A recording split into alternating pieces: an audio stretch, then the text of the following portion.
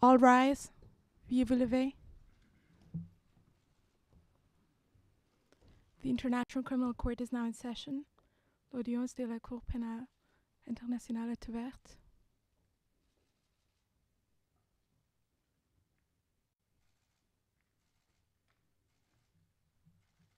Please be seated.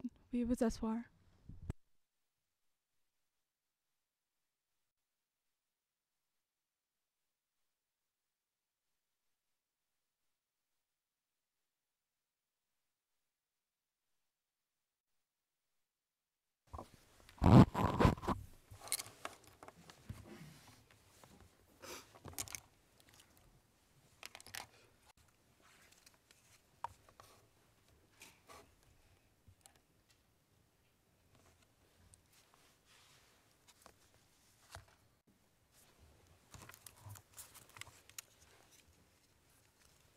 Good morning. Would the court officer please call the case? Good morning, Madam President, Your Honors. Situation in the Central African Republic in the case of the prosecutor versus Jean-Pierre Bemba Gombo, Aimé Kilolo Musamba, Jean-Jacques Mangenda Kabongo, Fidèle Babala Wandu, and Narcisse Arido. Case reference ICC 0105-0113. Thank you. My name is Silvia Fernández de Gurmendi, and I am the presiding judge on the appeal arising from the case of the prosecutor versus Jean-Pierre Bemba Gombo et al. My colleagues on this appeal are Judge Sanji Masemonono Monaghan, Judge Howard Morrison, Judge Jeffrey Henderson, and Judge Piotr Hofmansky. I'm also joined today by members of the legal staff of the Appeals Division, Mr. Volker Nerlich, Ms. Savina Savidis, Ms. Marianne Saraco, Mr. Silvestro Stazzone, Mr. Juan Calderon Mesa, and Ms. Shannon Kadiri Asli.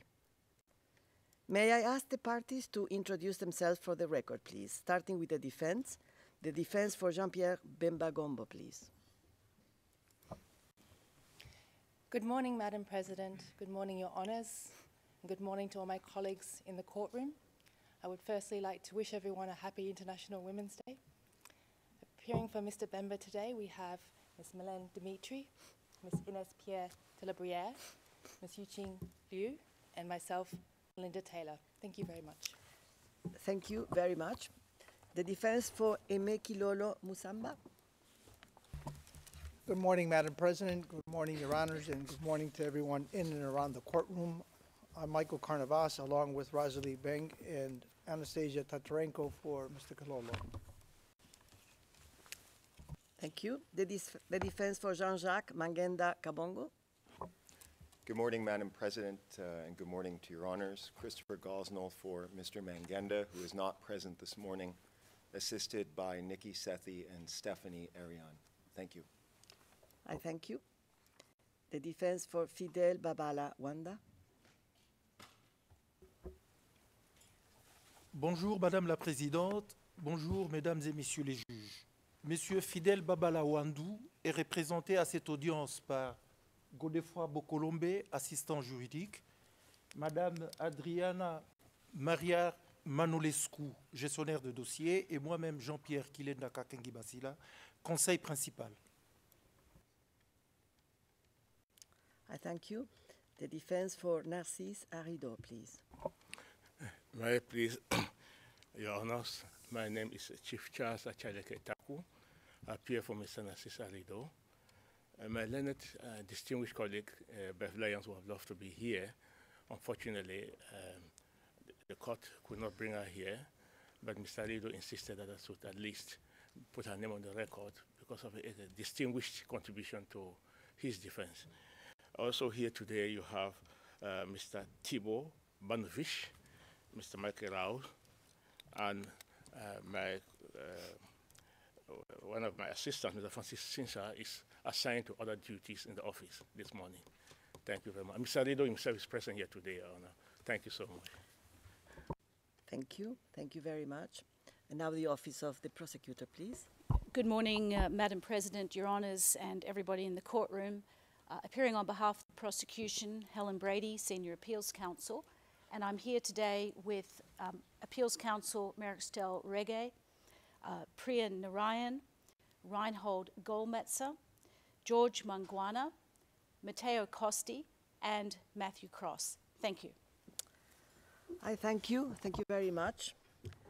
The Appeals Chamber is sitting today in accordance with Article 83(4) of the statute, Rule 1582 of the Rules of Procedure and Evidence, and the scheduling order it issued on 27 February 2018 for the delivery of its judgment in relation to the appeals of Mr. Jean-Pierre Bemba Gombo, Mr. Aimé Kilolo Musamba, Mr. Jean-Jacques Mangenda Kabongo, Mr. Fidèle Babala Wandu, and Mr. Narcisse Arido against the decision of Trial Chamber 7 entitled Judgment pursuant to Article 74 of the statute issued on 19 October 2016.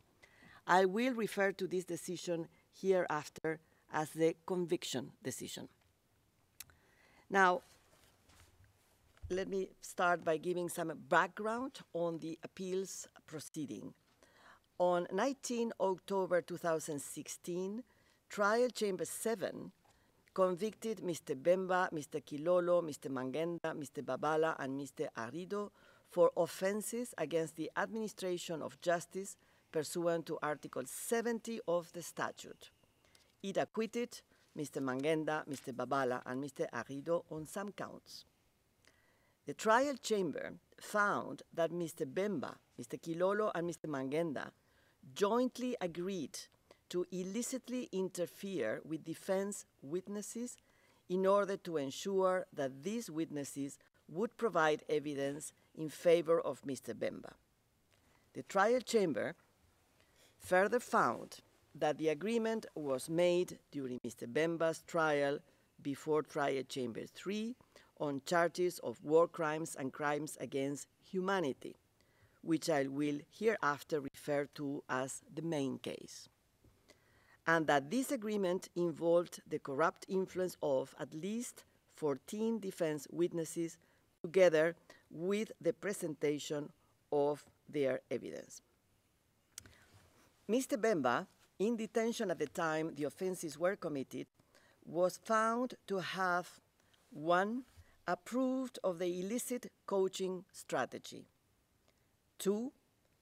Planned and given precise instructions regarding the witnesses, 3. Being updated about illicit coaching activities, and 4.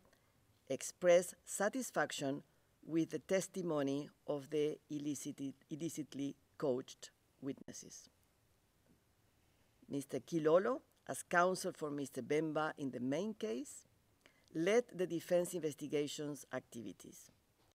He was found by the trial chamber to have implemented Mr. Bemba's instructions and illicitly coached the witnesses over the telephone or in personal meetings shortly before the witnesses' testimony. The trial chamber found that the main focus of the illicit coaching activities was on, first, key points bearing on the subject matter of the main case, and 2, matters bearing on the credibility of the witnesses, such as prior contacts with the defense, payments of money, or promises received from the main case defense, or acquaintances with certain third parties. Mr. Mangenda was the case manager in Mr. Bemba's defense team in the main case, advising both Mr. Kilolo and Mr. Bemba and liaising between the two. The trial chamber found that Mr. Mangenda, 1, updated Mr. Kilolo on the testimonies of the witnesses whenever Mr. Kilolo was not physically present in the courtroom, 2, advised on which witnesses performed badly or needed to be instructed, making proposals on how best to carry out the illicit witness preparation, and 3, conveyed Mr. Bemba's instructions and made Mr. Kilolo aware of what Mr. Bemba wished to implement when illicitly coaching the witnesses. The trial chamber also found that the three co-perpetrators, Mr. Bemba, Mr. Kilolo, and Mr. Mangenda, relied on their co-accused, Mr. Babala and Mr. Arido, who, though not part of the common plan, made efforts to further its goal. Mr. Babala, a close political associate of Mr. Bemba and his financier, was found to have transferred illicit payments to some witnesses at Mr. Bemba's behest. The trial chamber also found that Mr. Babala encouraged Mr. Kilolo to pay witnesses after their testimonies in the main case. Mr. Arido, a former member of the Central African Republic Armed Forces, was found by the trial chamber to have recruited 4 defense witnesses for the main case, under Mr. Kilolo's instruction. The trial chamber found that Mr. Arido briefed the 4 witnesses and promised them compensation and relocation in Europe for their testimony.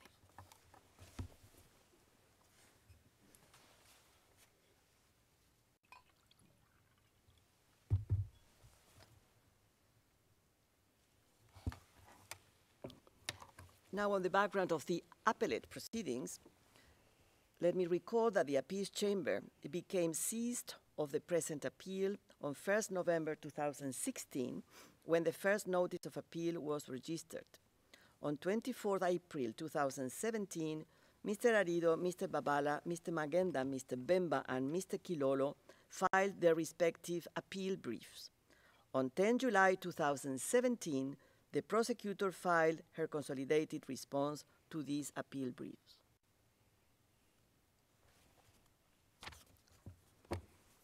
The appellants have raised numerous grounds of appeal against the conviction decision. These grounds of appeal concern 1, the charges, 2, the admissibility of documentary evidence, 3, alleged procedural errors, 4, the interpretation of the legal elements of Article 70 offenses, 5, the interpretation of the modes of liability under Articles 25, 3A, B, and C of the statute, and 6, the trial chamber's assessment of the evidence. The appellants request that the appeals chamber reverse all findings of guilt and vacate the conviction decision. The written judgment is long and comprehensive. This is because it disposes of 5 appeals, and because, as part of their respective appeals, the appellants raise numerous issues related to the conduct of the investigations leading to the present case, as well as procedural errors allegedly committed at both the pre-trial and trial phases of the case. In the written judgment, the appeals chamber also disposes of the outstanding procedural motions that were filed during the appeal proceedings. Given the length of the judgment, I will not address all issues discussed therein, but only summarize certain key aspects. This summary is not part of the written judgment, which is the only authoritative account of the appeals chamber's rulings and reasons. The written judgment will be made available to the parties later today. I now turn to the appellant's arguments in relation to the admissibility of documentary evidence, addressing first the issue of immunities. Second, Western Union records. Third, the detention center materials. And fourth, the Dutch intercept materials.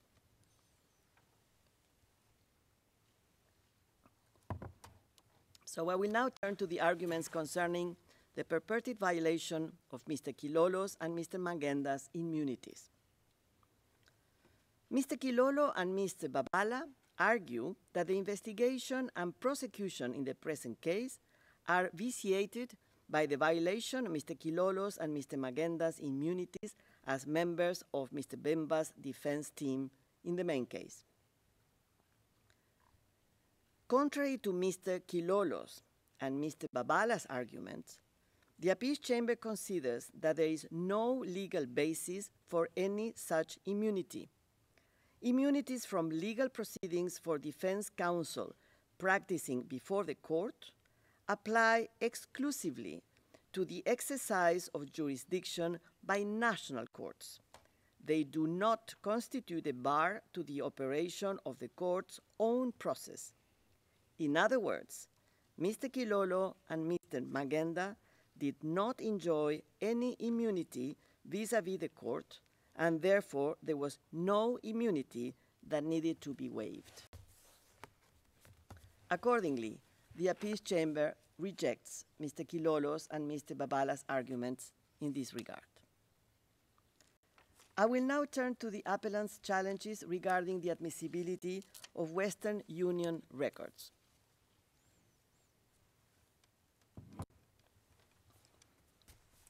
First, I will address the issue of the alleged violations of Article 69(7) of the statute.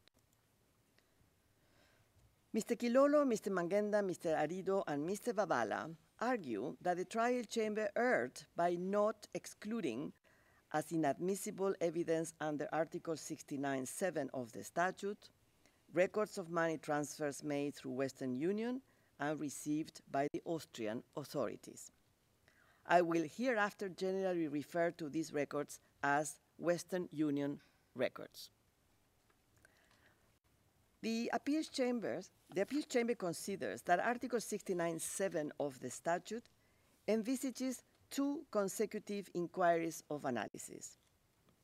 First, it must be determined whether the evidence at issue was, I quote, obtained by means of a violation of the statute or internationally recognized human rights, end of quote. An affirmative answer to this question is not sufficient for the concerned evidence to be inadmissible. The second step is to consider whether, I quote, the violation casts substantial doubt on the reliability of the evidence, end of quote, pursuant to Article 69(7)(a) of the statute, or, I quote, the admission of the evidence would be antithetical to and would seriously damage the integrity of the proceedings, end of quote, pursuant to Article 69(7)(b) of the statute. In case of an affirmative answer to both the first and second step of the inquiry, the concerned evidence shall not be admissible. The Appeals Chamber is of the view that information encompassed within Western Union records, while arguably more limited than information relating to bank accounts in general, is in principle also protected by the internationally recognized human right to privacy within the meaning of Article 69(7) of the statute. The Appeals Chamber notes that the internationally recognized right to privacy is not absolute, but may be subject to legitimate interference in accordance with the law and as necessary for the protection of important public interests. The possibility of legitimate interference with the right to privacy raises the question of the scope of the inquiry the court should undertake concerning compliance with national laws for the purposes of a determination under Article 69(7) of the statute.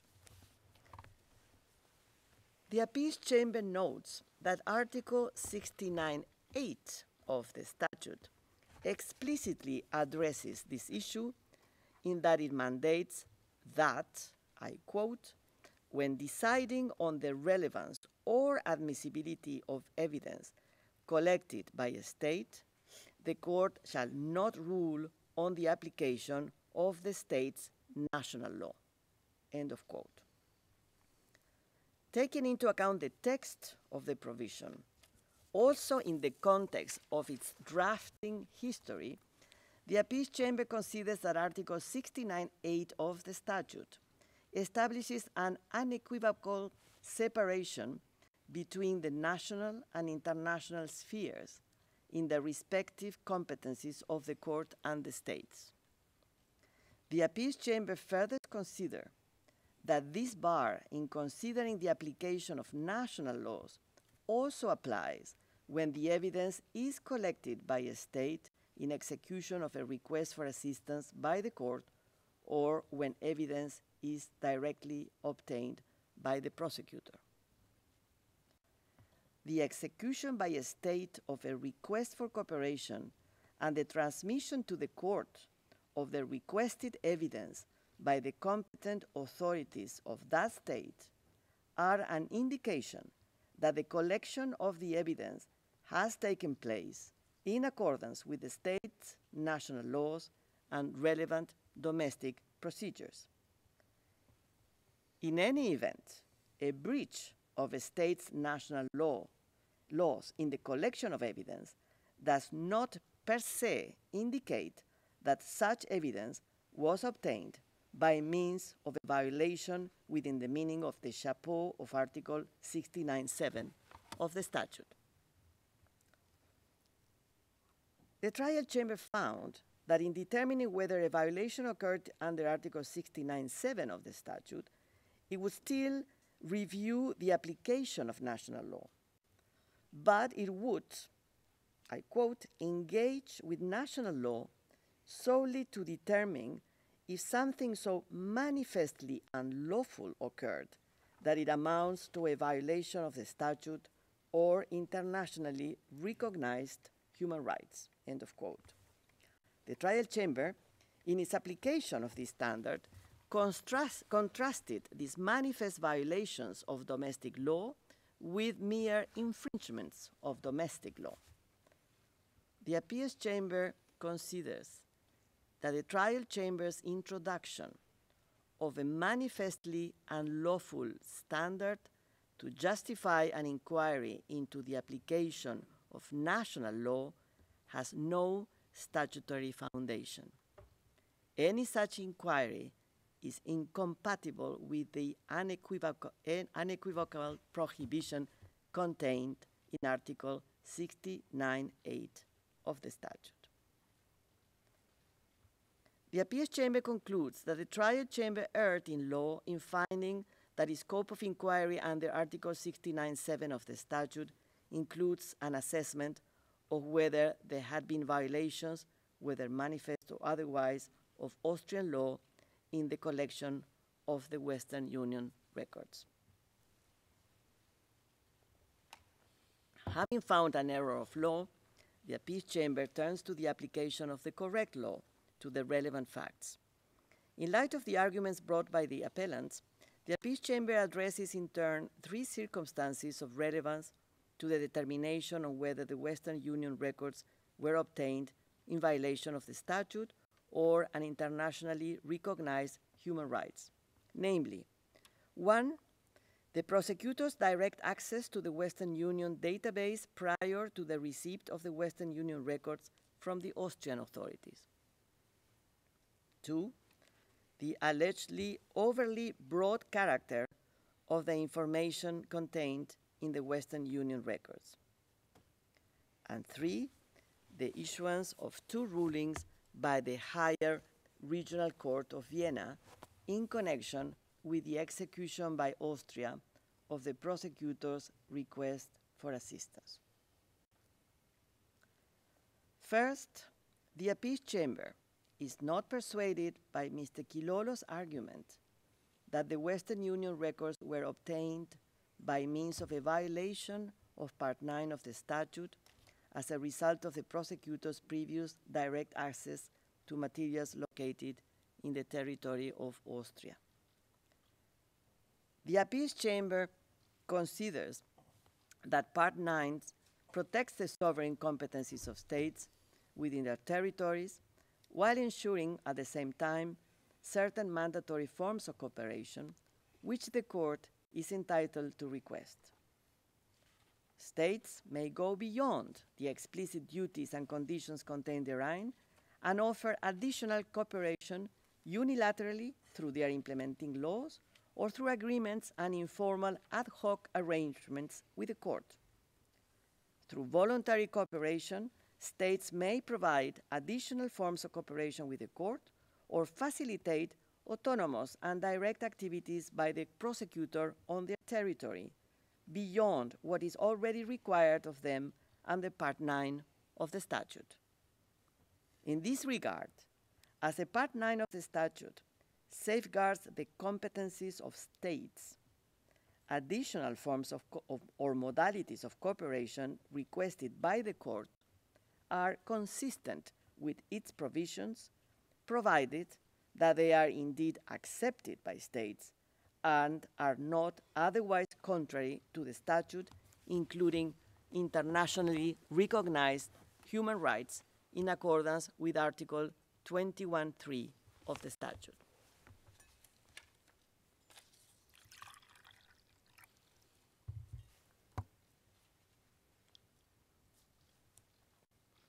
The Appeals Chamber notes that by the time the Austrian authorities received the prosecutor's request for assistance, they had been abundantly apprised of the fact that the prosecutor had already accessed certain information on financial transactions, whether the information was accessed by email or through the live screening at the Western Union offices in Vienna is immaterial in this regard.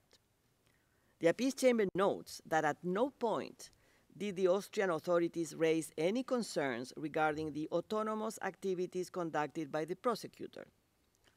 The Austrian authorities further confirmed this process by executing the prosecutor's 3 requests for assistance.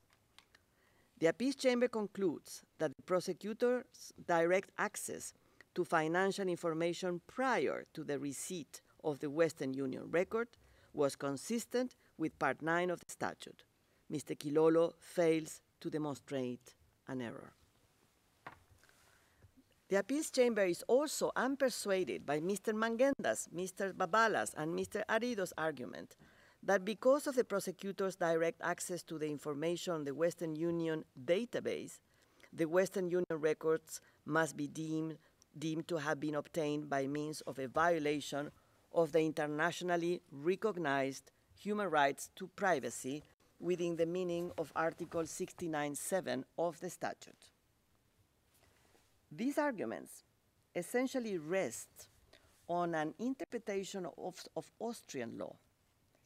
The Appeals Chamber, however, is of the view that the court is precluded from ruling on whether and under which particular requirements the performance of a particular investigative activity is allowed by the national law of the relevant state.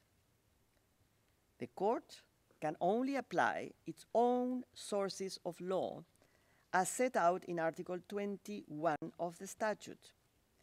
Therefore, the court is not permitted, and in any case, not in a position, to determine whether, in the factual circumstances of the present case, Austrian law did or did not allow the prosecutor to access information on financial transactions conducted through Western Union without a prior court order. Accordingly, the Appeals Chamber rejects the appellant's arguments in this regard. Second, with regard to arguments that the prosecutor's requests for assistance to Austria were overly broad and as such disproportionate, the Appeals Chamber finds that the trial chamber erred in law when it stated that it was precluded from addressing the issue of the proportionality in the collection of the Western Union records. The Appeals Chamber has accordingly undertaken this analysis itself.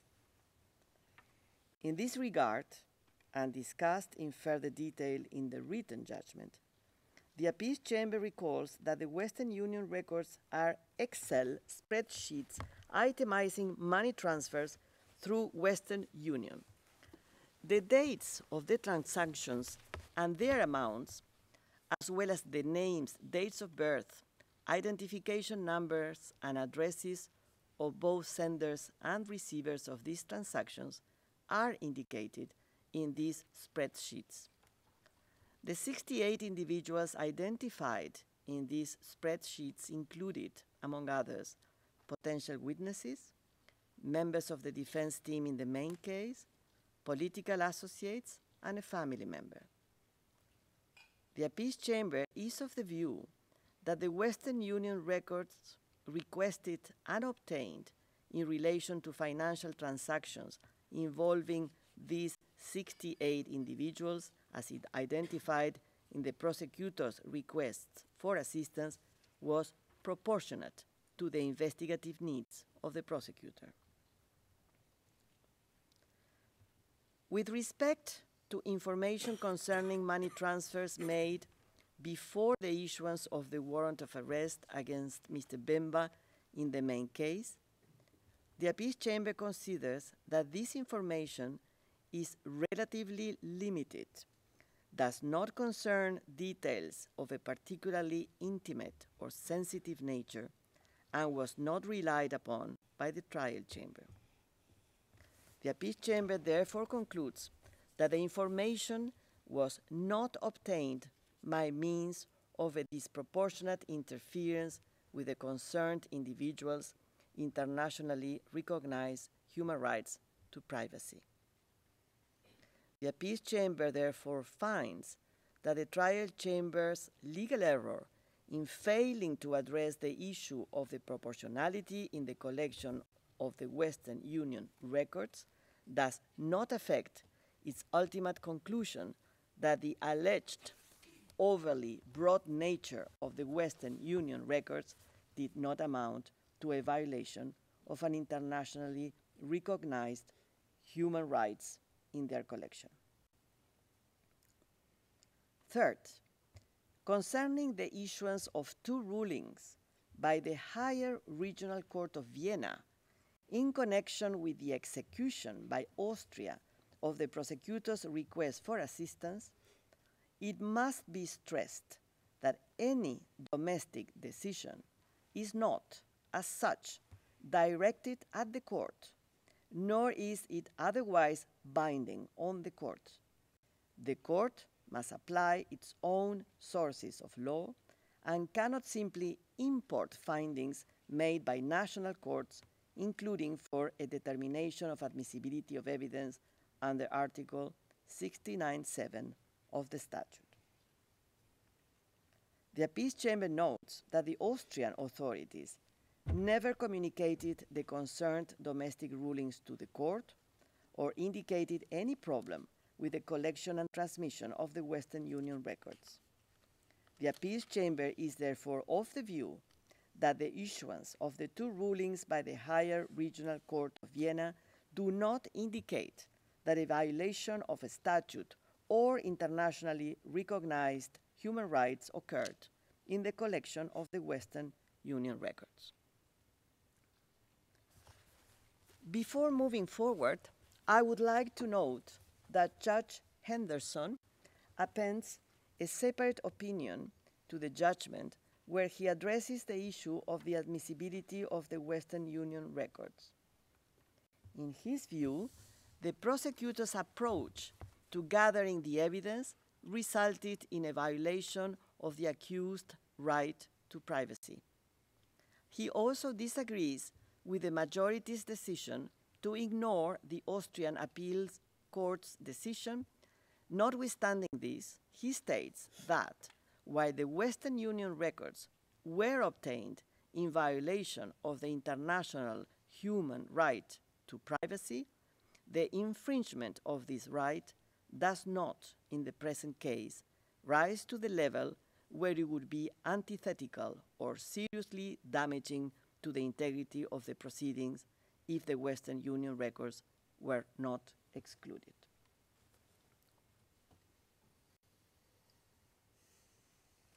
In conclusion, and for the reasons explained in more detail in the written judgment, the Appeals Chamber finds that the trial chamber, in its two decisions concerning the admissibility of the Western Union records, committed a series of errors.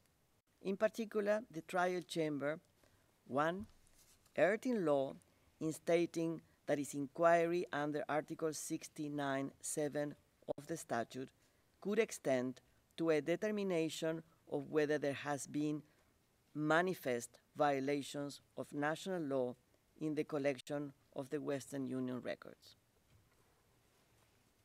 2, erred in law in failing to make a determination on whether the collection of the Western Union records was a disproportionate interference with the individually recognized human rights to privacy. And 3, erred in law in finding that, in view of the two subsequent domestic rulings of the Higher Regional Court of Vienna, the Western Union records had been obtained by means of a violation of the internationally recognized human right to privacy.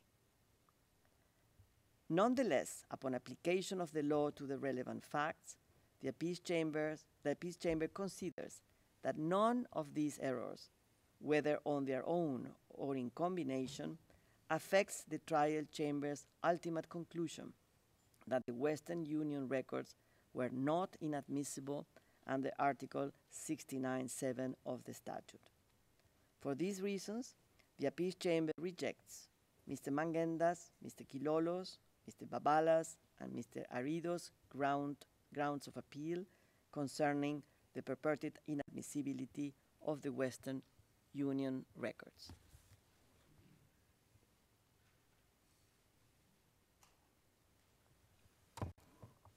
I now turn to the challenges regarding the admissibility of detention center materials.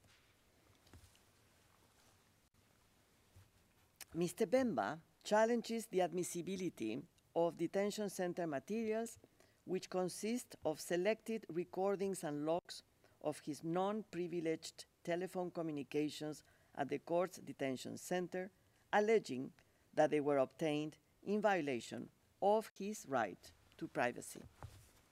The Appeals Chamber considers that the monitoring of Mr. Bemba's non-privileged telephone communications at the detention center was not as a measure of covert surveillance, but is specifically provided for by the ordinary detention regime applicable at the detention center of this court, pursuant to Regulation 1741 of the Regulations of the Registry. The pretrial single judge authorized the transmission of recordings and logs of Mr. Bemba's non-privileged telephone communications to the prosecutor.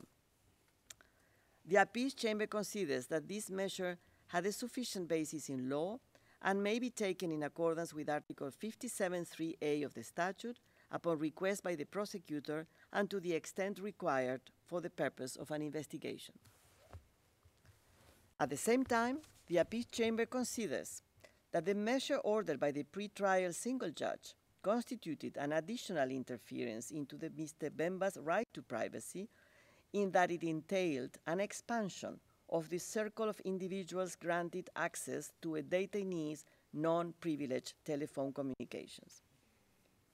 In consideration of whether this measure is required for the purposes of an investigation within the meaning of Article 57(3)(a) of the statute, a chamber must be satisfied that the prosecutor's request for any such measure has a sufficient factual basis justifying this additional intrusion into the detainee's privacy.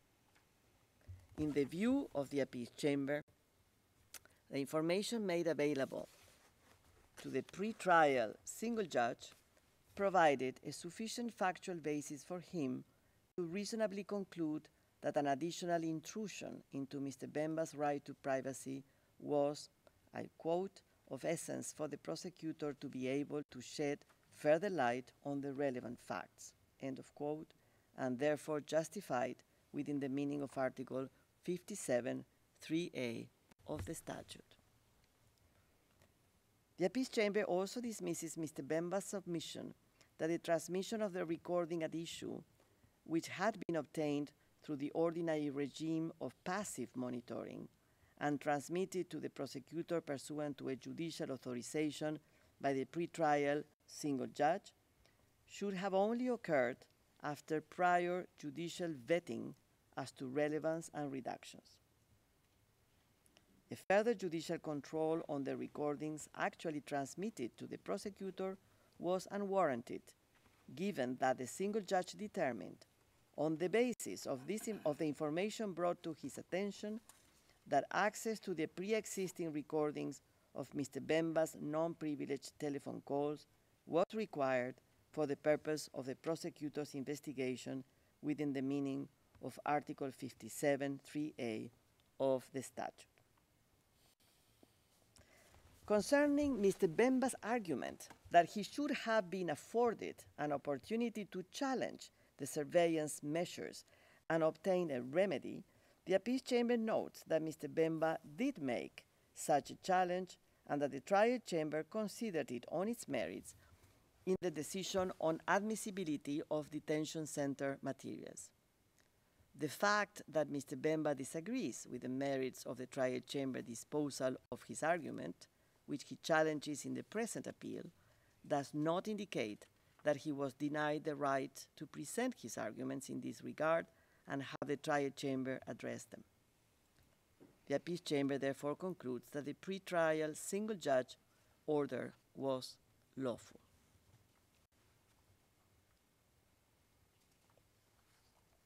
I now turn to the appellant's challenges regarding the admissibility of Dutch intercept materials. Let me start by referring to the scope of legal professional privilege. In the course of the trial chamber was confronted with the issue of whether the Dutch intercept materials ought to be excluded as inadmissible evidence under Article 69(7) of the statute on the grounds that they had been obtained in violation of the statute due to their allegedly privileged nature. This material consists of logs and recordings of Mr. Kilolo's telephone conversations, which had been collected by the Dutch authorities and transmitted to the prosecutor in execution of requests for assistance. Mr. Bemba and Mr. Kilolo argue that the trial chamber erred in failing to exclude and ultimately relying on the Dutch intercept materials relating to Mr. Kilolo's telephone communications, which, in their submission, had been obtained in violation of a legal professional privilege. In accordance with Rule 73(1) of the rules, communications between a person and his or her legal counsel are privileged when 1. Such communications were made in the context of their professional relationship, and 2. The client has neither voluntarily consented to the disclosure of the communication, nor has already disclosed its content to a third party who gives evidence of that disclosure. Communications between a lawyer and his or her client that do not take place in the context of a professional relationship are therefore not covered by this provision. Thus, it is the definition of privilege as provided for in Rule 73(1) of the rules itself that excludes communications made in furtherance of criminal activities rather than an implied exception to a presumption of privilege attached to all lawyer-client communications. The appeals chamber therefore considers that communications that are made in the context of the implementation of a criminal activity are ab initio non-privileged, even if they occur between a person and his or her legal counsel. The appeals chamber finds that the trial chamber did not err in its determination that the Dutch intercept materials had not been obtained in violation of the statute or an internationally recognized human rights within the meaning of Article 69(7) of the statute, nor did it err in its reliance on this material for its factual findings in the conviction decision.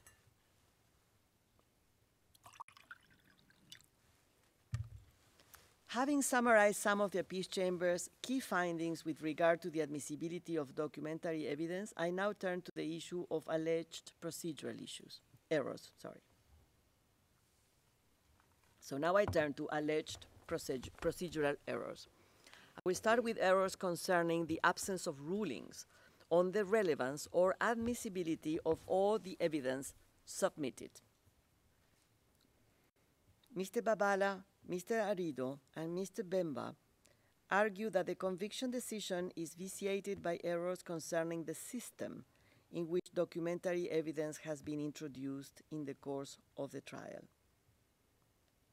The Appeals Chamber notes that at the beginning of the trial chamber issued a decision which stated that, as a general rule, it would defer its assessment of the admissibility of evidence until deliberating its judgment pursuant to Article 74(2) of the statute, and would consider the relevance, probative value, and potential prejudice of each item of evidence submitted at that time, though it may not necessarily discuss these aspects for every item submitted in the final judgment. The trial chamber did not make individual rulings on the relevance or admissibility of items of documentary evidence submitted by the parties, neither in the course of the trial nor as part of the conviction decision. Rather, the trial chamber disposed of requests for the exclusion of evidence under Article 69(7) of the statute and verified prior to the introduction of prior recorded testimony that the relevant requirements under Rule 68 of the rules had been met. When no such procedural bars were found to exist or none were raised, the trial chamber recognized the submission of the concerned evidence by the relevant party. Subsequently, in the conviction decision, the trial chamber assessed the oral evidence elicited at trial, as well as the documentary evidence submitted in the proceedings, as part of its determination of the guilt or innocence of the accused person. The Appeals Chamber considers that a trial chamber, upon the submission of an item of evidence by a party, has discretion to either 1. Rule on the relevance and or admissibility of such item of evidence as a precondition for recognizing it as submitted within the meaning of Article 74(2) on the statute, and assess its weight at the end of the proceedings as part of its holistic assessment of all evidence submitted, or 2. Recognize the submission of such item of evidence without a prior ruling on its relevance and or admissibility, and consider its relevance and probative value as part of the holistic assessment of all evidence submitted when deciding on the guilt or innocence of the accused. Evidence is properly before a trial chamber for the purpose of its decision on the guilt or innocence of the accused when it has been submitted in accordance with the procedure adopted by a trial chamber and discussed at trial, unless it is ruled as irrelevant or inadmissible. Any item of submitted evidence that is not excluded at trial must therefore be presumed to be considered by a trial chamber not to be inadmissible under any applicable exclusionary rule. For this reason, both the procedure for the submission of evidence at trial and the status of each piece of evidence as submitted within the meaning of Article 74(2) of the statute must be clear. This is a fundamental guarantee for the rights of the parties at trial, as well as for the purpose of any subsequent appellate review. The Appeals Chamber finds that the procedure set out and implemented by the trial chamber for the submission of evidence at trial was consistent with the legal framework of this court.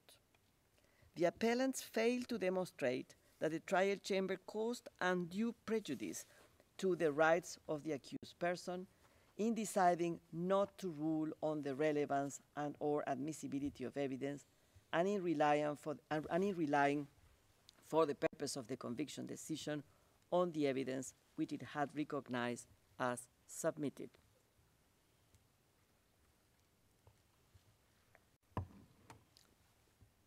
I would like to note that Judge Henderson's separate opinion also concerns the issue of the submission and admission of evidence.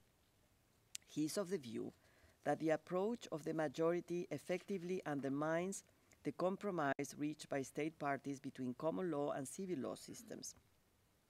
He considers that the statute's admissibility regime is considerably less formal than what exists in most common law jurisdictions, but it does not go so far as to dispense with the need to consider the question of the admissibility of evidence altogether.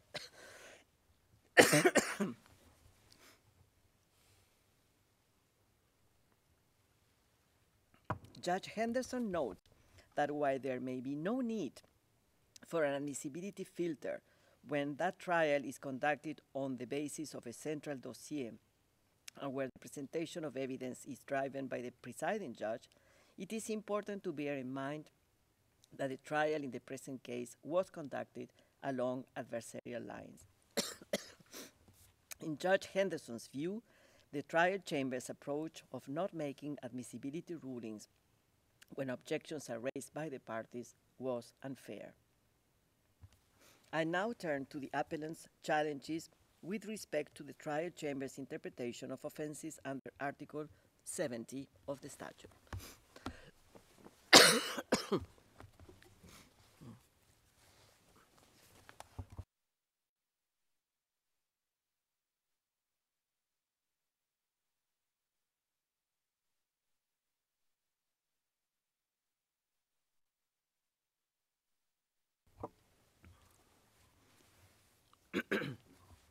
So I will now turn to the alleged errors regarding the offenses under Article 70 of the statute, and I will first address the chapeau of Article 71 of the statute.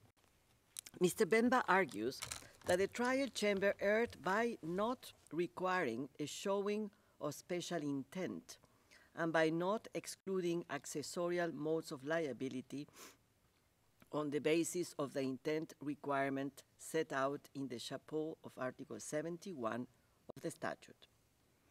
The appeals chamber considers that when read in context with other provisions, it is clear that the word intentionally in Article 70 of the statute refers to the basic intent required by Article 30 of the statute. As correctly found by the trial chamber, the basic intent under Article 30 of the statute applies to the offenses against the administration of justice pursuant to Rule 1631 of the rules. In the appeals chamber's view, the explicit reference to intentionally in Article 70 does not depart from the standard set out in Article 30 of the statute, but simply clarifies that the same standard applies to offenses listed therein. The appeals chamber further considers that all modes of liability set forth in Article 25(3) of the statute are applicable in principle pursuant to Rule 1631 of the rules. In the view of the appeals chamber, nothing in Rule 1631 of the rules restricts the application of Article 30 of the statute to offenses against the administration of justice, and the reference to intent in the chapeau of Article 71 of the statute must not be understood narrowly as referring to only Article 32 of the statute, but to the provision as a whole. The appeals chamber therefore finds that Mr. Bemba fails to demonstrate an error on the part of the trial chamber.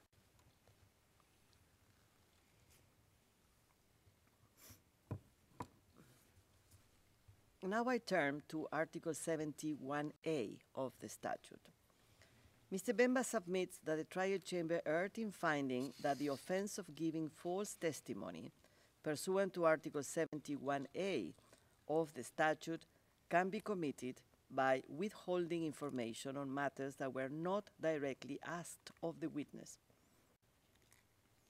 In the view of the appeals chamber, the phrase giving false testimony must be understood in the context of the witness' obligation to speak the whole truth under Article 69(1) of the statute and Rule 66 of the rules. Thus, distorting the truth by intentionally withholding some information amounts to giving false testimony in terms of Article 71A of the statute. The appeals chamber accordingly considers that a witness gives false testimony in terms of Article 71A of the statute when he or she intentionally provides incomplete responses to the questions by omitting facts that he or she is specifically asked about, or by omitting facts that are necessarily encompassed within or inseparably linked to the information sought during the testimony. Thus, the appeals chamber finds the trial chamber did not err in finding that intentionally withholding information inseparably linked to the question asked of a witness amounts to giving false testimony. Now I turn to Article 71B of the statute. Mr. Bemba also submits that the trial chamber erred in finding that Article 71B of the statute covers any member of the defense team, including an accused who de facto plays a significant role in the defense strategy. The appeals chamber agrees with Mr. Bemba and the trial chamber that the focus of Article 71B of the statute is on the incriminated conduct, presenting false testimony, rather than on the quality of the perpetrator as a party. The appeals chamber also agrees with the trial chamber that the term presenting evidence denotes the formal submission of evidence in proceedings. Given the overall purpose of the provision to prevent the presentation of false or forged evidence, the appeals chamber is of the view that the offense under Article 71B of the statute may be perpetrated by all those who, irrespective of their formal status as a party, have in fact the ability to present evidence, whether as a matter of statutory rights or because authorized to do so by the chamber in the concrete circumstances of the case. The appeals chamber understands that the trial chamber considered that in the case at hand, it was Mr. Kilolo who had carried out the actual act of presenting false evidence and was therefore the physical perpetrator of the offense. Mr. Kilolo's conduct was then imputed to Mr. Bemba and Mr. Mangenda by virtue of all three being co-perpetrators. The trial chamber's attribution to Mr. Kilolo of the physical act of presenting the false oral evidence raises the issue of the scope of the actual conduct incriminated by Article 71B of the statute, and in particular, its applicability in connection with oral evidence. The appeals chamber agrees with the trial chamber that the term evidence in Article 71B of the statute does not distinguish between different forms of evidence for the purpose of the applicability of this provision. However, this offense is committed when evidence is presented, that is, when it is formally submitted in the proceedings, knowing that it is false or forged. In terms of testimonial evidence, when calling a witness, it is beyond the party's control whether the witness will actually testify falsely. While the calling party may hope or anticipate that the witness will lie before the chamber, it remains the independent decision of the witness to do so when he or she gives evidence in court.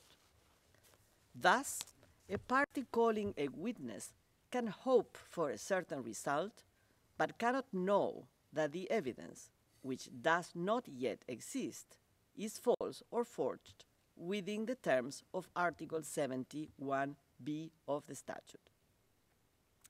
The appeals chamber is of the view that the wording of Article 71b of the statute cannot be reconciled with the nature of oral testimony, and it is therefore meant to encompass only the presentation of false or forged documentary evidence. The appeals chamber therefore finds that the trial chamber erred in finding that this provision encompassed oral evidence. Consequently, the appeals chamber grants Mr. Bemba's subground of appeal 1.4.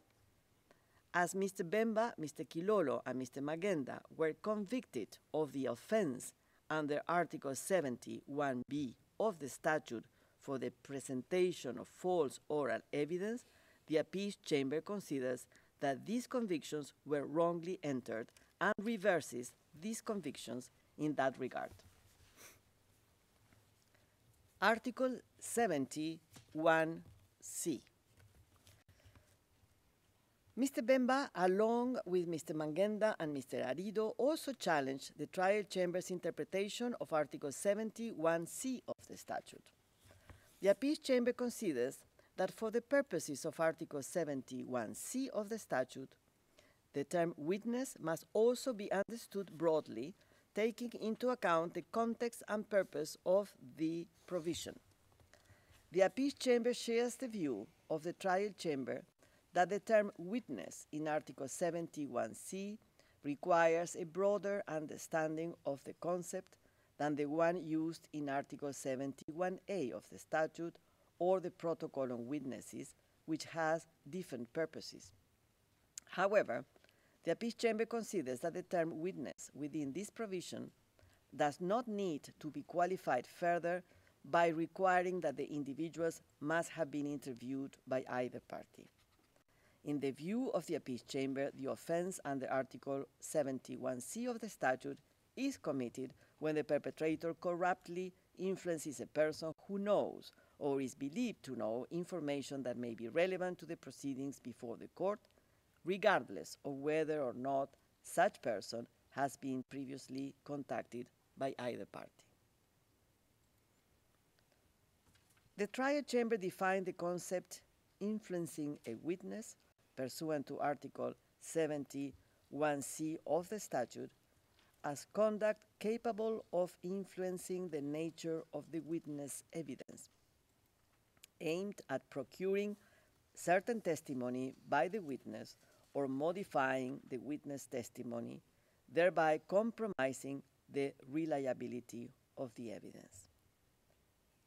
The appeals chamber notes that the trial chamber acknowledged that there are lawful ways in which forthcoming testimony may be discussed with the witness, but drew a distinction between such permissible conduct and conduct that would fall under the offense listed in Article 71c of the statute by clarifying that, I quote, the use of the word corruptly signifies that the relevant conduct is aimed at contaminating the witness testimony.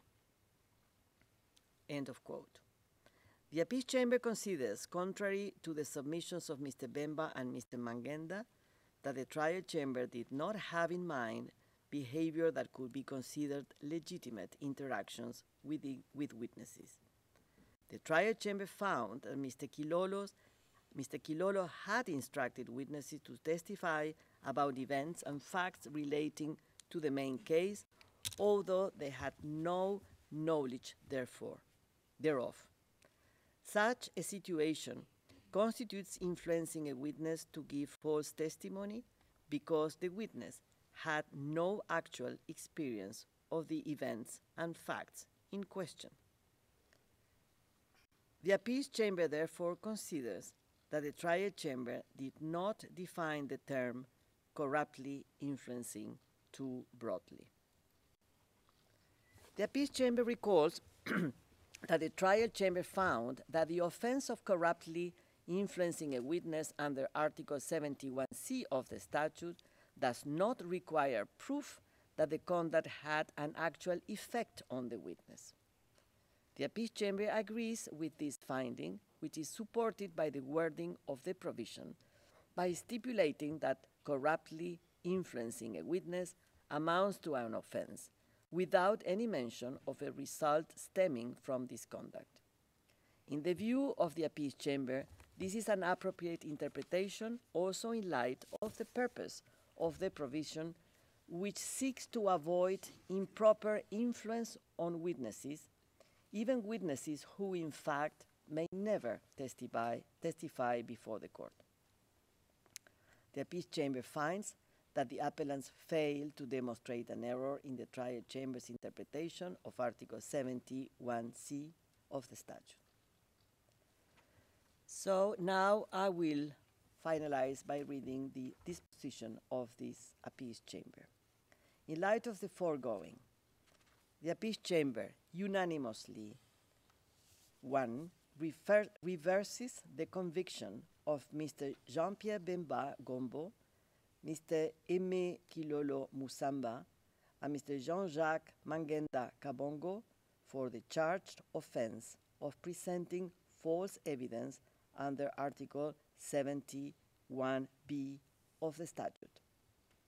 2, confirms the remaining convictions entered by the trial chamber regarding the charged offense of giving false testimony and corruptly influencing witnesses under Articles 71A and C of the statute in respect of Mr. Jean-Pierre Bemba Gombo, Mr. Aimé Kilolo Musamba, and Mr. Jean-Jacques Mangenda Kabongo, as well as the convictions entered by the trial chamber in respect of Mr. Fidèle Babala Wandu and Mr. Narcisse Arido for the charged offense of corruptly influencing witnesses under Article 71C of the statute.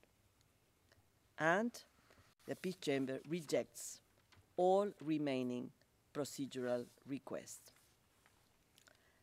This concludes my summary of the judgment on appeals from conviction. We will now take a 15-minute break before continuing with the sentencing judgment. All rise. Veuillez vous lever.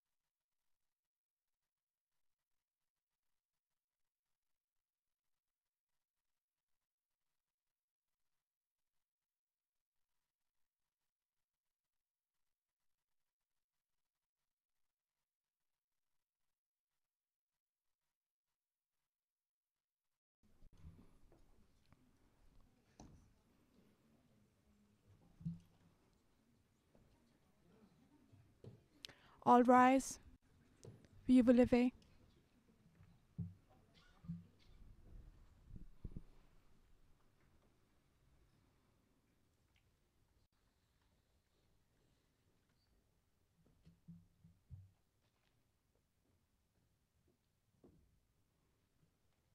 Please be seated. Veuillez vous asseoir.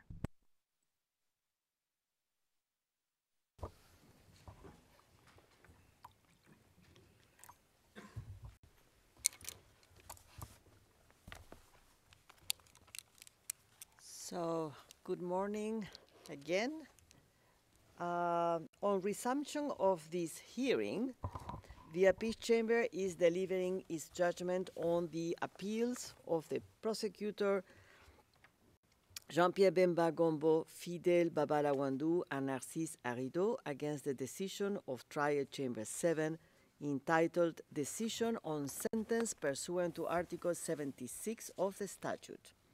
In today's summary, I will refer to this decision as the sentencing decision. In a moment, I shall summarize the Appeals Chamber's judgment, which was taken unanimously. This summary is not part of the written judgment, which is the only authoritative account of the Appeals Chamber's ruling and reasons. The written judgment will be made available to the parties and participants later today.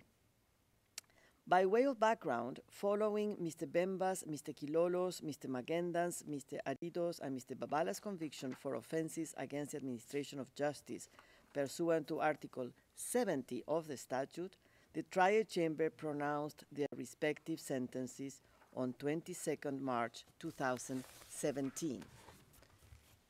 In relation to Mr. Bemba, the Trial Chamber sentenced him to a joint sentence of 12 months of imprisonment to be served consecutively to his existing sentence, imposed by Trial Chamber 3 in the main case, and ordered that the time Mr. Bemba had spent in detention pending trial would not be deducted from the prison sentence.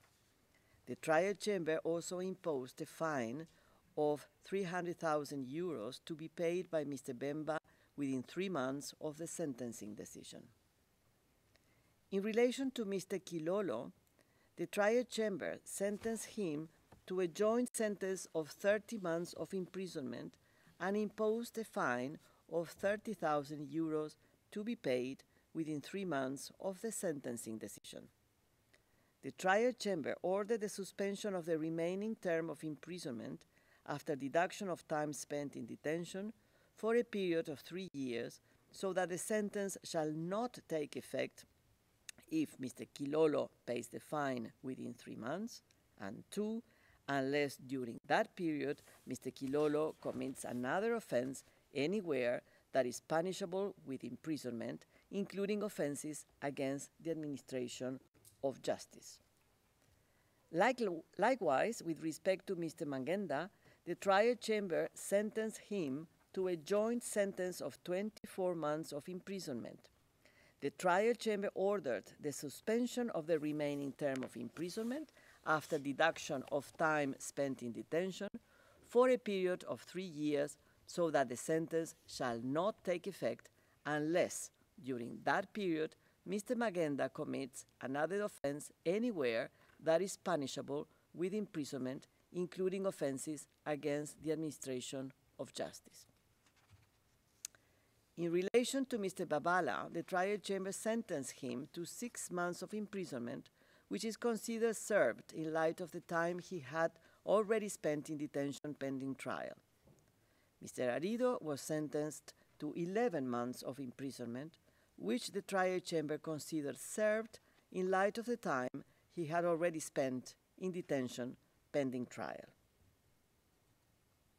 On 21st June 2017, Mr. Babala, Mr. Arido, Mr. Bemba, and the prosecutor filed their respective appeal briefs against the sentencing decision, and on 21st August 2017, the parties filed their respective responses to the appeal briefs.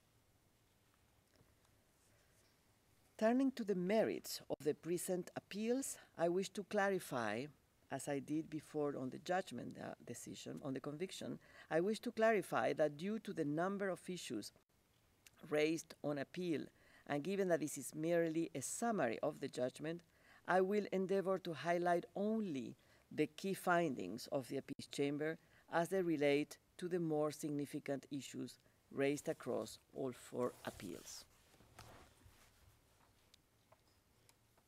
Beginning with Mr. Bemba's appeal, the appeals chamber notes that he raises 12 grounds of appeal against the sentencing decision. In relation to his second ground, Mr. Bemba argues that the trial chamber erred in relying on incidents and alleged offenses that were never charged, including allegations concerning Mr. Bemba's communications with witness D19 and the so-called plan to engage in remedial measures. That is, Mr. Bemba's conduct that sought to frustrate the prosecutor's investigation of the Article 70 offenses. The issue arising is therefore whether uncharged offenses or uncharged allegations may be taken into account for the purpose of determining sentence. The appeals chamber recalls that the sentence imposed on a convicted person for crimes and offenses under the jurisdiction of the court must be proportionate to the crime or offense and reflect the culpability of the convicted person. The convicted person is sentenced for the crime or offense for which he or she was convicted, not for other crimes or offenses that the person may also have committed, but in relation to which no conviction was entered. This is not to say that the fact that a convicted person may have committed other offenses is entirely irrelevant to sentencing. This is because conduct, including criminal conduct, that occurred after the offense for which the convicted person has been convicted may also be relevant for the sentencing phase to establish that offense's gravity or of the convicted culpability in that regard, or may amount to an aggravating circumstance. A natural limitation of the consideration of conduct, including criminal conduct that occurred after the offense for which the person was convicted, is that there must be a sufficiently proximate link with them. In the absence of such a link, the conduct in question would be irrelevant to the sentence that is to be imposed. In addition, the appeals chamber finds that considerations of procedural fairness and the rights of the defense require that the convicted person be sufficiently put on notice of the facts that are taken into account to aggravate the sentence. Turning to the specific allegations of Mr. Bemba under this ground of appeal, the appeals chamber finds that the trial chamber did not err. The appeals chamber considers that for the reasons set out in the preceding paragraphs, there was no principled reason not to rely on the so-called remedial measures as an aggravating factor. Given that such measures were directly related to the offenses for which Mr. Bemba was convicted, it was not unreasonable to take the remedial measures into account as an aggravating circumstance. Nor is the appeals chamber convinced that Mr. Bemba lacked sufficient notice of this as a potential aggravating circumstance. For reasons more fully explained in the judgment, the appeals chamber also does not consider that the trial chamber erred by relying on the phone call with witness D19 in its discussion of the abuse of Mr. Bemba's communication privilege at the detention center. Accordingly, the appeals chamber rejects Mr. Bemba's argument under his second ground of appeal. Under Mr. Bemba's 10th ground of appeal, he argues inter alia that the trial chamber erroneously relied on policy considerations in determining that Mr. Bemba should not be granted credit for time spent in detention in relation to these proceedings. In this regard, the appeals chamber considers that Article 78(2) of the statute mandates the court to deduct time previously spent in detention in accordance with an order of the court. However, in circumstances where an accused has spent time in detention as a result of warrants of arrest issued in different cases by different chambers, time spent in detention can only be taken into account once. As noted by the trial chamber, in situations such as in the present case, the existence of Article 70 proceedings would become inconsequential.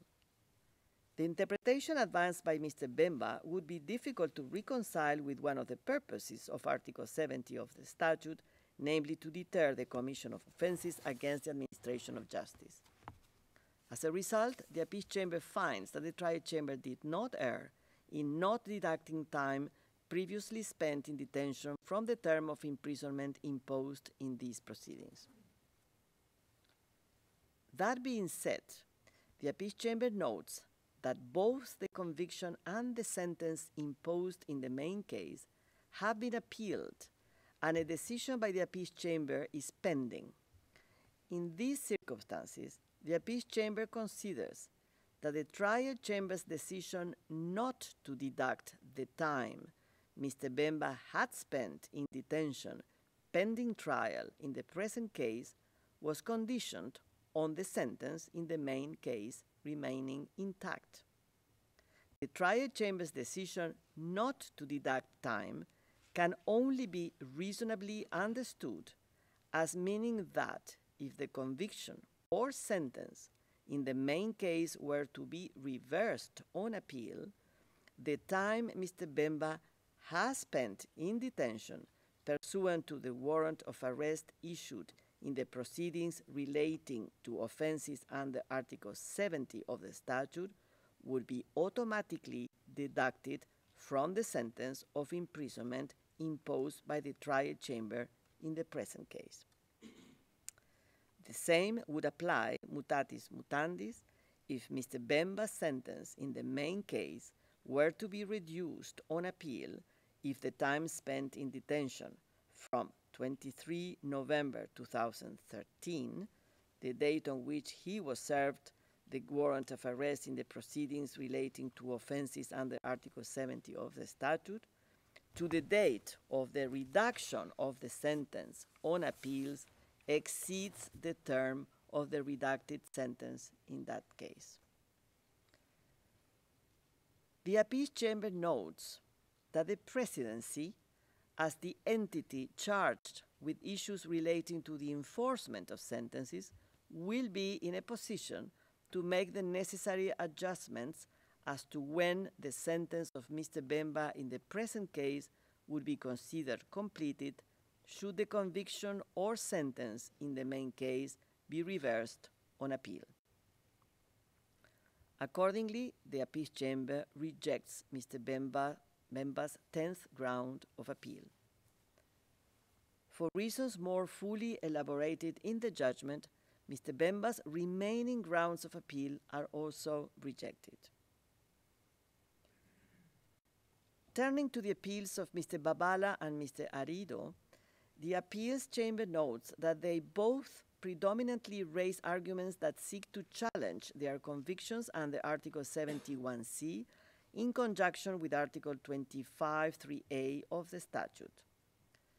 The appeals chamber dismisses their arguments in limine on the basis that it cannot be argued in an appeal against the sentence that the convicted person should not have been convicted in the first place.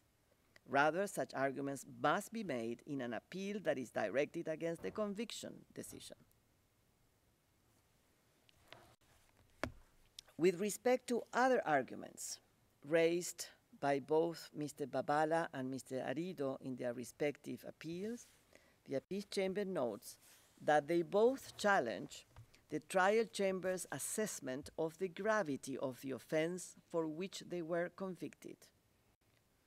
Both argue that the trial chamber erred in taking into account certain consequences of the offense for which they were convicted for its gravity assessment. In this regard, the appeals chamber considers that the consequences of a crime or offense in relation to which a person was convicted may be taken into account to aggravate the sentence in one way or another, as long as these consequences were at least objectively foreseeable by the convicted person. Thus, in Mr. Babala's case, the appeal chamber notes that the trial chamber found in the conviction decision that Mr. Babala had effected payments to witness D57's wife and witness D64's daughter, knowing that the payments were made for illegitimate purposes, and that he, I quote, knew that these payments were aimed at contaminating these witnesses' testimony and intentionally aided Mr. Kilolo in corruptly influencing the two witnesses, end of quote. In the appeal chamber's view, these findings, which have not been reversed on appeal, provide a sufficient basis to establish, as a minimum, that it was objectively foreseeable that witnesses D57 and D64 would testify falsely before the court as to the payments they had received, as well as contacts with the main case defense. Likewise, in Mr. Arido's case, the trial chamber found that Mr. Arido, by promising money and relocation to Europe, I quote, as encouragement to give certain evidence in the main case, end of quote, recruited and briefed the four witnesses with the intent to manipulate their testimonial evidence. These findings, which have not been reversed on appeal, provide a sufficient basis to establish that it was objectively foreseeable by Mr. Arido, as a result of his corrupt influence on the witnesses in relation to issues related to the merits of the main case, that these witnesses would testify falsely about payments, acquaintances, and the nature and number of prior contacts. The appeal chamber therefore rejects these arguments of Mr. Babala and Mr. Arido. For reasons more fully explained in the judgment, the remaining arguments of Mr. Babala and Mr. Arido are rejected.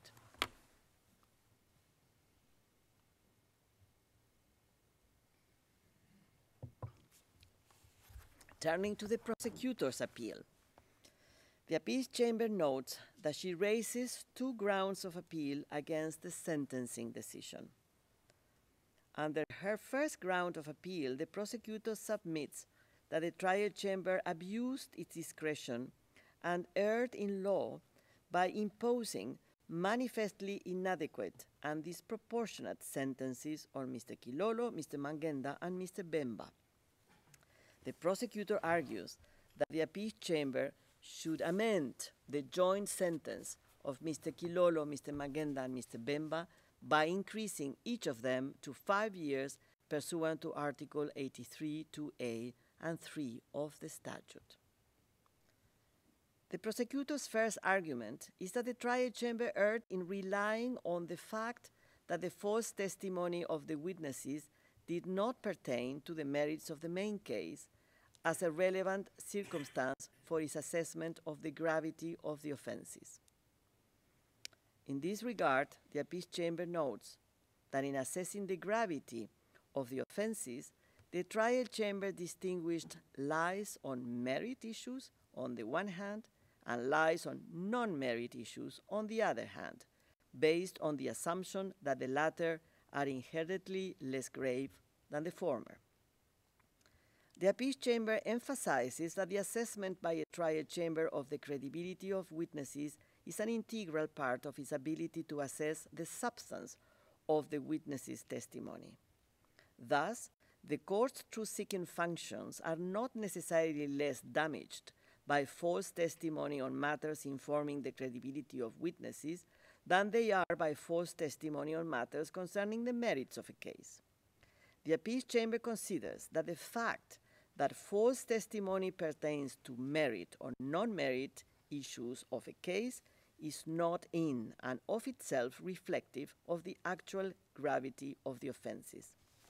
Accordingly, the appeal chamber finds that the trial chamber erred in giving some weight to this extraneous consideration, which, in the words of the trial chamber, informed the assessment of the gravity of the offenses for which Mr. Mangenda, Mr. Kilolo, and Mr. Bemba were convicted. The prosecutor's second argument relates to the sentences imposed on Mr. Kilolo and Mr. Bemba for their conviction for having induced or solicited the commission of the offenses under Article 71A of the statute. She argues that the trial chamber erred in giving a lower sentence for these convictions than those for the offenses which they committed as co-perpetrators exclusively on the basis of the different mode of liability. The appeals chamber recognizes that the difference between committing a crime and contributing to the crime of others would normally reflect itself in a different degree of participation and or intent within the meaning of Rule 145.1c of the rules. This, however, does not mean that the principal perpetrator of a crime or offense necessarily deserves a higher sentence than the accessory to that crime or offense. Whether this is actually the case ultimately depends upon all the variable circumstances of each individual case. Indeed, the court's legal framework does not indicate an automatic correlation between the convicted person's form of responsibility and the sentence, nor does it stipulate any form of mandatory mitigation in case of conviction as an accessory to a crime or offense. Rather, the sentencing factors in the statute and the rules are fact-specific and ultimately depend on a case-by-case assessment of the individual circumstances of each case. The appeals chamber observes that the trial chamber stated that it distinguished between the offenses that Mr. Kilolo and Mr. Bemba committed as co-perpetrators and those in relation to which they were accessories. The trial chamber did not elaborate any further on this. However, this distinction appears to have been the basis for the imposition of a lower individual sentence for the offenses under Article 71A, for which Mr. Kilolo and Mr. Bemba were convicted as accessories, than the sentences for the offenses which they committed as co-perpetrators. Indeed, the appeals chamber notes that the trial chamber's descriptions of the relevant facts for the assessment of Mr. Kilolo and Mr. Bemba's respective culpability for their role as co-perpetrators of the offenses under Article 71B and C of the statute, and their role as accessories of the offense under Article 71A of the statute, are essentially almost identical. Also, the assessment of the gravity of the three concerned offenses is essentially the same.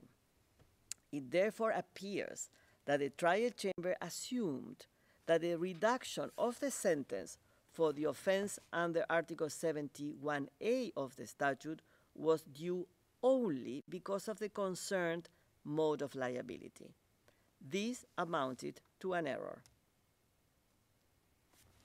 Under her second ground of appeal, the prosecutor submits that the trial chamber erred in law and or abused its discretion in suspending the sentences of imprisonment of Mr. Mangenda and Mr. Kilolo.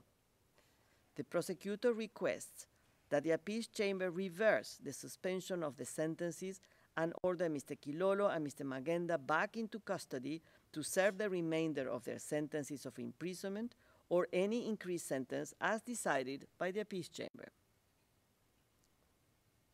The prosecutor argues that when the statute is read in accordance with its ordinary meaning, in context and in light of its object and purpose, it is evident that there is no lacuna in the statute and the rules which exhaustively regulate sentencing proceedings at the court, the available penalties, and their enforcement and execution.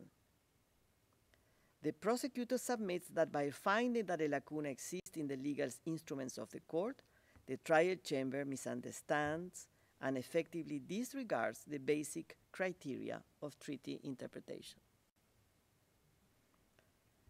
The appeals chamber observes that on the basis of its assessment that a lacuna exists in the court's statutory framework, the trial chamber considered that its power to suspend a sentence of imprisonment derived from its inherent power to impose and determine the sentence.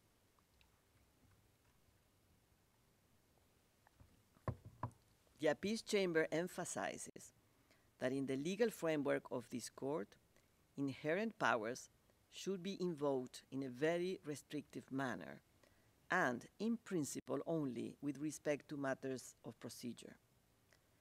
The appeals chamber recalls that in accordance with Article 21 of the statute, the court shall apply in the first place the statute and the rules.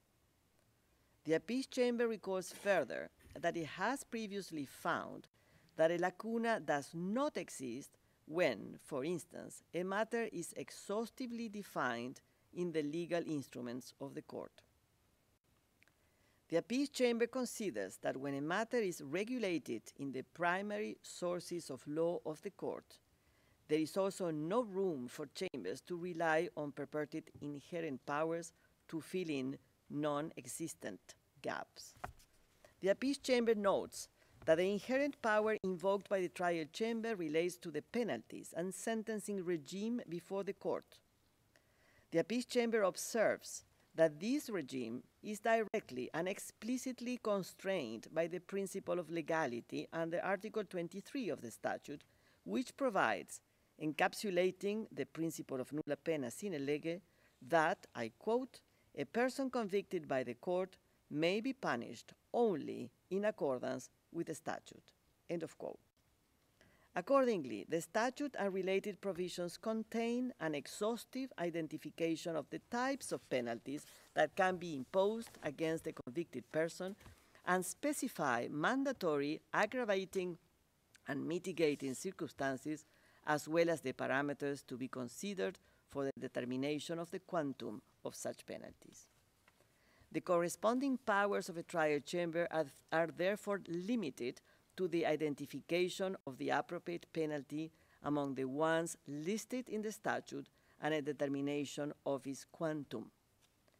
No inherent powers may be invoked to introduce unregulated penalties or sentencing mechanisms not otherwise foreseen in the legal framework of the court, as a trial chamber did in the present instance with respect to the suspension of sentences. Thus, the appeal chamber considers that the trial chamber erred in law in finding that it had the inherent power to impose a suspended sentence, and therefore acted ultra vires in ordering the conditional suspension of the remaining terms of imprisonment imposed on Mr. Kilolo and Mr. Mangenda. Lastly, the prosecutor submits that the trial chamber abused its discretion by imposing on Mr. Mangenda, Mr. Kilolo, and Mr. Bemba disproportionate or manifestly inadequate sentences which, in her view, do not reflect the gravity of the offenses and the culpability of the convicted persons. Having found that the trial chamber erred in relying on certain irrelevant circumstances for the determination of the quantum of the sentences for Mr. Mangenda, Mr. Kilolo, and Mr. Bemba, and that the trial chamber acted ultra vires in pronouncing suspended sentences against Mr. Mangenda and Mr. Kilolo, the appeals chamber considers that these errors warrant reversal of the sentences and remand to the trial chamber for a new determination. The appeals chamber therefore considers it unnecessary to determine at this point whether the sentences pronounced against Mr. Mangenda, Mr. Kilolo, and Mr. Bemba are so manifestly low and inadequate per se as to constitute an abuse of discretion on the part of the trial chamber. In sum, the appeals chamber recalls that it has rejected all grounds of appeal advanced by Mr. Arido and Mr. Babala against their respective sentences. The sentences imposed on them are therefore confirmed. The Appeals Chamber has also rejected all grounds of appeal raised by Mr. Bemba against his sentence.